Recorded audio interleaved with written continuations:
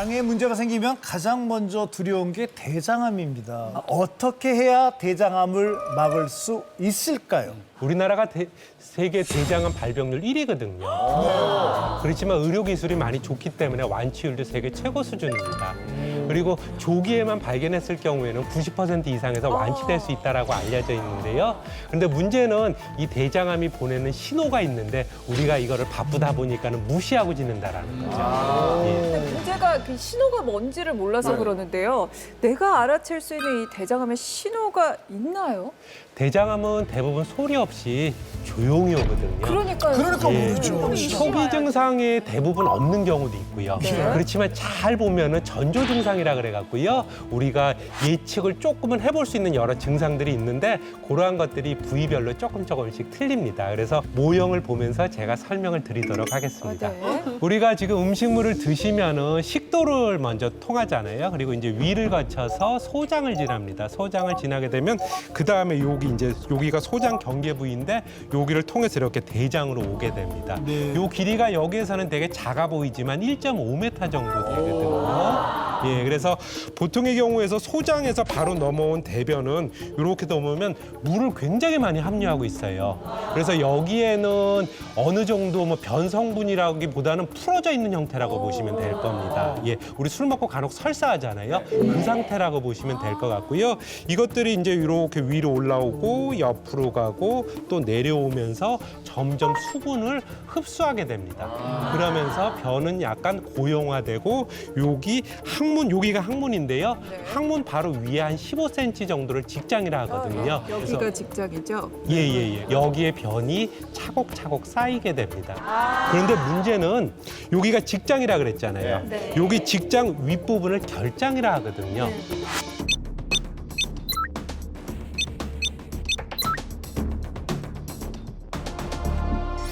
근데 과거에는 여기 직장의 암이 굉장히 우리나라에 많았어요. 직장 같은 경우에서는 항문 바로 위기 때문에 피가 난다던가 이러면 우리가 바로 알 수 있잖아요. 최근 들어서는 이 직장보다는 직장 위쪽을 결장이라 하는데 그 부위에서 암이 많이 발생하고 있어요. 그러다 보니까는 예를 들면 이쪽에 생기면 증상이 별로 없을 수도 있다라는 거죠. 그래서 발견율도 떨어지고 치료율도 지금 떨어지고 있거든요. 그래서 오히려 직장보다는 결장의 중요성이 더 커지고 있습니다. 그러면 그 결장이 또 우리한테 보내는 신호가 있을 거 아니에요? 예, 그거는 이제 아까 장이 이렇게 있다 그랬잖아요. 그랬었을 때 우측 아래에서 왼쪽 위로 이렇게 쭉 대각선을 한번 그어보십시오. 이렇게 그어보셨을 때 우리가 그냥 편의상 우측에 있는 거를 여기를 우측 대장암이라 그래요. 만약에 이쪽에 생겼을 경우에는. 그리고 좌측에 생겼을 때를 좌측 대장암이라 그럽니다. 이때 증상이 약간은 차이가 집니다. 그래서 우리가 그거를 보고서 어느 정도 예측을 할 수가 있는데요. 처음에 우리가 아까 소장에서 대장으로 넘어오면은 변이 형태가 이루어지지 않다 그랬잖아요. 물이 많이 섞여 있다라 그랬죠. 그럼 만약에 이 부위에 암이 생겼어요. 그러면은 변이 잘 통과할까요? 잘 통과하지 않을까요? 안 통과하죠. 잘 통과하겠죠. 잘 통과하죠. 설사니까. 설사니까. 그렇죠? 그러니까 변이 잘 통과하겠죠. 너무 잘 통과하죠. 그래서 변비 증상이 별로 없어요. 오히려 상대적으로 설사 증상이 많아요. 그런데 만약에 아까 직장, 항문 위에 암이 생겼다고 칩시다. 많이 커졌어요, 암이. 그러면 변이 거기 지나갈 수 있겠어요? 그렇죠. 변비. 그렇죠. 거기는 이제 변이 고용화가 돼 있잖아요. 그러다 보니까 이제 변비가 발생합니다. 그리고 변이 가늘어지겠죠.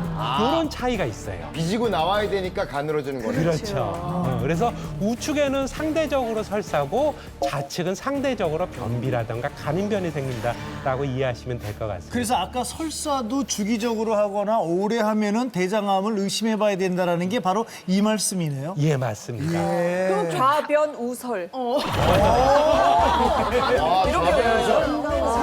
거 암기해놔야 돼요. 슬슬 나오네요. 신선재 선생님 궁금한 게 있는데요. 네. 그러니까 가는 변이 있고 이제 설사가 있지만 가끔 이렇게 풀어지는 거는 어느 쪽에 속하는 거예요? 약간 풀어지니까 수분의 함량을 보시는 게 가장 좋습니다. 수분의 함량이고요. 그다음에 여러분들이 이제 변을 봤었을 때 네. 가장 중요시하는 게 형태를 보잖아요. 그렇죠? 그거를 이제 풀어져 있느냐, 고용이 좀 돼 있느냐 이런 것들을 보지만 두 번째는 색깔을 봐야 되거든요. 색깔을. 색깔이 굉장히 중요합니다. 예를 들면은 암이 생겼다 그러면 직장 근처에서 이제 우리가 암이 생기면은 거기에서 이제 세포가 깨지거나 썩게 되면은 피가 나거든요.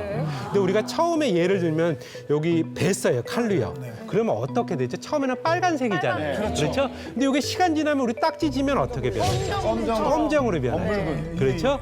그러면은 요 직장이라던가 이런 데에서 만약에 암이 생겼으면은 상대적으로 빨간 피들이 보일 확률이 크지겠죠. 그런데 이쪽에서 예를 들면 암이 생겼어요. 시간이 지나면 우리가 점차 까매진다 그랬잖아요. 그러면 내려오면서 시간이 지난다라는 거죠. 그래서 변이 검은색으로 바뀔 수가 있다라는 거죠. 제가 이거 그 빨간 피가 나오는데요. 덜컥 겁이 나는 거예요. 암에 걸렸구나. 이런 걱정을 했고요. 근데 병원 갔더니 치질이라 그래가지고 얼마나 기뻤는지 일단 이 대장암이 아니라 그래가지고요. 피가 나왔을 때 혈변을 봤을 때 대장암과 치질을 어떻게 구별하는지. 예, 보통의 경우에서 이제 우리가 대개 보면은 변을 보고 나서 끝에 빨간 게 떨어졌다라 그래요. 똑똑똑. 그거는 대개 항문 어디에 의해서 출혈이 났을 확률이 크다라는 겁니다. 찢어진 경우. 예. 그랬을 때는 변 색깔은 노랗지만 빨간 게 똑 떨어져 있어요. 그런데 암에 의한 경우라 그러면 피가 그 항문 위쪽에서 나는 거잖아요. 조금씩. 거긴 변도 섞여 있겠죠. 그러다 보니까 믹스돼 있겠죠. 전체적으로. 그렇죠. 믹스돼 있고 그다음에 점액변 같은 것도 있고요. 그렇기 때문에 치질이랑 우리가 암에 의한 출혈이랑은 어느 정도 예측은 할 수 있는데 하여튼 선홍색 피만 따로 나왔다라 그러면은 어떠한 대장암보다는 어느 정도 항문 질환에 의해서 나타날 확률이 크다라고 얘기할 수가 있습니다. 근데 제가 여쭤보는 게 그러면은 좌측에는 빨간색이었고 우측은 약간 검은색에다가 약간의 빈혈기도 그럼 계속 출혈이 있으니까 약간 빈혈기도 있는 건가요? 그렇죠. 이것들이 이제 알게 모르게 새니까는 네. 조금씩 하는데 우리가 인식을 못 하는 거죠. 그러다가 이제 피 검사라던가 아니면 너무 어지러워서 피 검사했다더니까 빈혈이 있대더라. 이래서야 이제 비로소 알게 되고 왜 그럴까 하면서 찾아보다 보니까 이제 우리가 이제 암을 발견하게 되는 경우가 종종 있고요.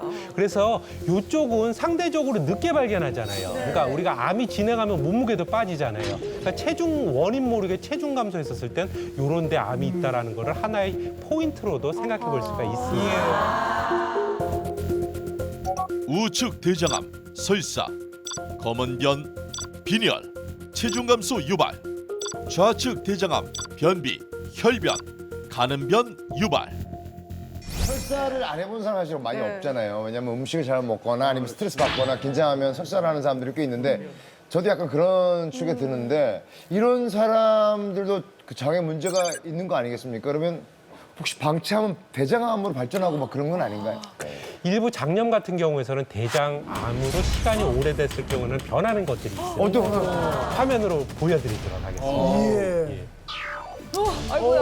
뭐야. 보시면은 이제 우리가 실제적으로 대장 내시경을 했을 때 찍은 모습인데요. 사진에서 보시다시피 정상인의 대장은 윤기가 있어요. 깨끗하고 매끌매끌해요. 네. 쉽게 얘기하면 변이 잘 빠져나오겠죠? 네. 예, 그런데 두 번째 장을 보시면은 염증성 장질환의 하나인 궤양성 대장염이거든요. 표면이 약간 붉어요. 그렇죠? 지저분하죠. 뭐 흰 것들도 껴 있고요. 그렇죠? 이렇게 지저분하게 보이고요. 그 다음에 또 보이는 게 이제 크론병 사진인데요. 울퉁불퉁해 보이죠? 그렇죠? 그러면서 여기에 궤양이 있는 모습입니다. 이러한 염증성 장질환이 있는 환자에서는 대장암이 최대 20배나 증가한다라고 알려져 있습니다. 대장암이 대장암 걸릴 확률이 20배가 늘어난다. 그렇죠. 그러면 저 염증들이 이게 이제 이 암으로 변하는 겁니까? 예, 맞습니다. 이렇게 염증이 오래되다 보면 그런 것들이 혹을 형성을 해서 나중에 암이 걸릴 수 있는데요. 그런 화면을 직접 보여드리도록 하겠습니다. 이 환자는 궤양성 대장염 환자인데요. 이제 첫 번째 사진 같은 경우는 아까도 보셨듯이 지저분하게 있을 거예요. 그렇죠? 이런 환자들이 10년이 지나게 되면 이제 두 번째 사진 보면은 이렇게 혹이 약간 형성되어 있는 게 보일 거예요. 그리고 나서 세 번째 사진 보면 이렇게 덩어리를 형성하는 모습을 우리가 볼 수가 있는데요. 이런 염증성 장질환 환자 같은 경우에서는 이 염증이 지속적으로 평생 가기 때문에 이렇게 염증에서 덩어리를 져서 암이 될 수 있다라고 알려져 있습니다. 그래서 우리가 혹시라도 이렇게 혈변이라던가 염증 소견이 계속 있는 경우가 의심된다 그러면 반드시 장내시경을 한번 해봐서 어떠한 원인이 될 만한 게 있는지 반드시 찾아보는 게 중요합니다. 저는요, 그 용종을 떼어냈잖아요. 근데 그 다음에도 항상 불안하더라고요. 아, 이게 용종이 생기면 혹시 대장암에 걸리는 거 아닌가? 그래서 항상 그 목욕할 때 좌욕을 굉장히 열심히 해요. 좌욕 얘기 저희 진짜 어떤 거 쓰세요? 아니, 저는 굉장히 좋아지셨어요. 네, 아니 그러면 항상 마음속에 불안한 거는 용종이 생기면 대장암에 거의 걸린다고 봐야 되나요? 그 대장암의 씨앗이 바로 용종이라고 얘기를 드릴 수 있는데요.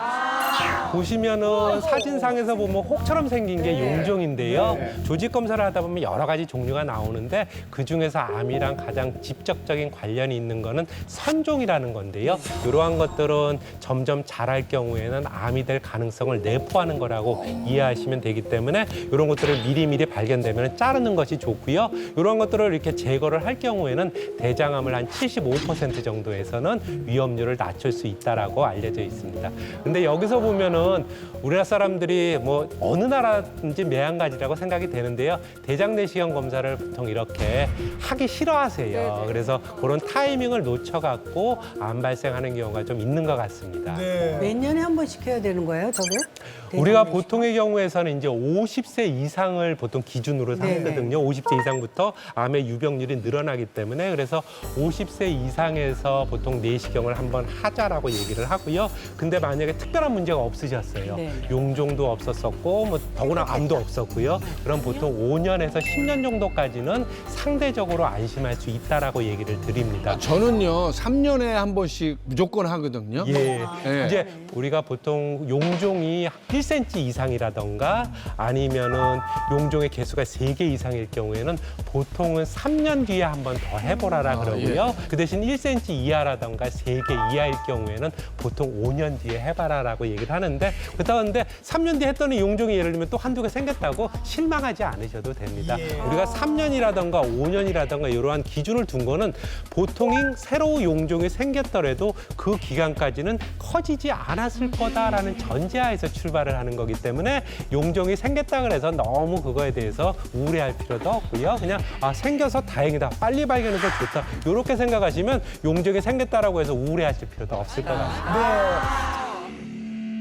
장을 튼튼하게 만들어서 대장암을 예방할 수 있는 비법 오래 기다리셨습니다. 드디어 공개를 해드리도록 하겠습니다. 바로 이 안에 숨겨져 있습니다. 과연 어떤 비법인지 확인해 보도록 하겠습니다. 다 함께 외치겠습니다. 엄지에 엄지에 엄지에 아니 근데 브로콜리예요. 아니 저렇게 대가리 큰 브로콜리 처음 봤어. 아 저게 브로콜리예요? 아니 근데 원래 브로콜리 몸에 좋잖아요. 위에 좋다 막 이런 얘기도 있고 하는데 이게 장에 좋다고요? 용종을 막아준다고요? 아니 그게 이유가 뭔가요? 이 브로콜리에는 암을 억제하는 칼슘과 그다음에 장을 청소하는 식이섬유가 이제 많이 풍부해 갖고 대장암 예방에 도움이 된다라는 거는 많은 분들이 아시거든요.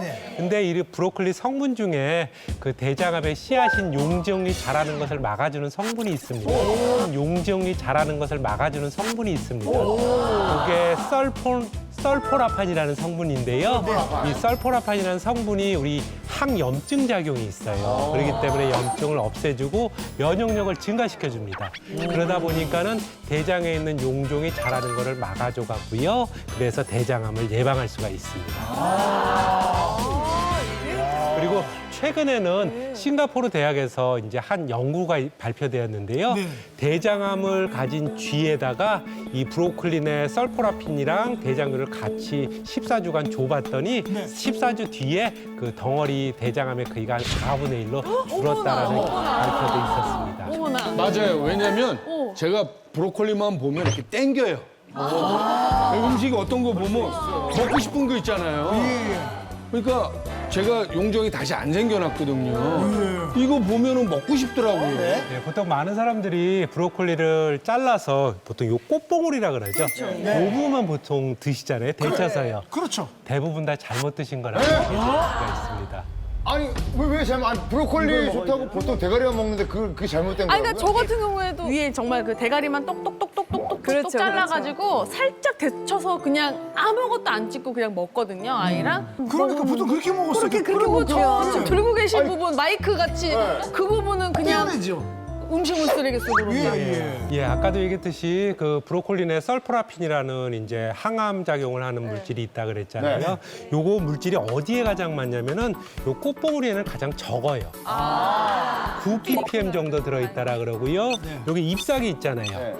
잎사귀에는 보통 20 ppm 들어있다. 그리고 이 줄기에는 40 ppm 정도가 들어있기 때문에 반드시 이 줄기를 같이 드시는 난 게 좋습니다. 잎사귀도 처음 봤는데. 줄기 부분은 어떻게 먹어요? 찔겨가지고 아니, 우리는 잘라서. 안 잘라도 여기 씹히는 게 찔겨서 이렇게 버리는데 보통. 그동안에 진짜 그럼 버린 줄기들 너무 요즘 아깝다. 왕의 밥상으로 히트를 치고 있는 왕혜문 선생님이 말씀해 주세요. 네. 아니, 대부분 이 브로콜리를 데쳐서 드시는데 이렇게 데치게 되면은 이 좋은 항암 성분이 다 물에 빠져나가는 경우가 많아요. 먹어요? 그럼 어떻게 네. 먹어? 그래서 이 브로콜리를 조금 더 건강하게 드시기 위해서는 살짝 쪄서, 특히 줄기 부분이 조금 질기잖아요.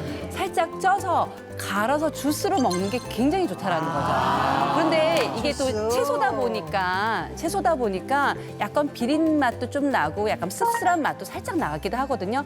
이런 경우에는 사과와 1대1로 갈아서 주스를 해서 드시면은 브로콜리 자체도 항암 효과가 있지만 사과 자체도 이 펙틴 성분이 있고 산이 많잖아요. 정장작용을 해요. 그래서 이 두 가지가 찰떡궁합으로 이제 장에 들어가게 되면은 장 청소도 잘 해주고요. 실제로 해독 주스로 또 많이 해서 드신다라는 거예요. 맞아. 해독 주스에 들어가 있지. 맞죠. 이 대장암이 되는 용종을 무찌르는 하루 한 잔 장 튼튼 주스 한번 마셔보도록 하겠습니다. 예, 사과하고 브로콜리 그 1대1.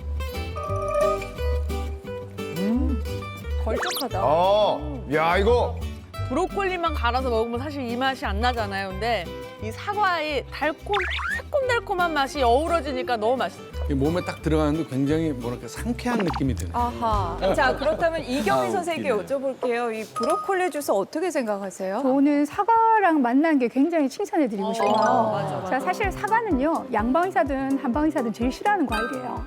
왜요? 네. 사과 하나리면 저 의사가 필요 없다. 이런 사회 속담이 있고요. 자, 사과는 그만큼 여러 가지 구연산이나 이런 영양소도 풍부하지만 또 하나 이 사과에 있는 빨간색소잖아요. 그리고 브로콜리에 있는 설포라판 성분과 같이 이런 색깔 영양소들이 항산화 작용을 해주기 때문에 우리 몸에 생기는 만성 염증을 많이 없애주게 돼 있어요. 그래서 이런 사과와 그다음에 브로콜리의 배합은 굉장히 좋은 것 같아요. 지금 이 브로콜리 주스 하루 한 잔 장 튼튼 주스라고 우리 수정 씨가 얘기했는데 이거 마실 때 주의할 점은 없습니까 혹시? 특별히 뭐 사과하고 브로콜리 때문에 주의할 필요는 없는데요. 후루룩 마시는 주스보다는 사실 장에 좋은 주스잖아요. 되도록이면 껍질째 갈아서 씹으면서 드시는 게 훨씬 더 좋습니다. 씹어야 되겠다. 씹어 먹으면 돼요. 네. 장 튼튼 브로콜리 사과 주스 만드는 방법. 브로콜리를 찜기에 넣고 5분간 찐다. 믹서기에 브로콜리와 사과를 1대1 비율로 넣고 곱게 갈아준다. 장 살리는 브로콜리 사과 주스 완성! 하루 한 잔으로 대장 건강 지키세요.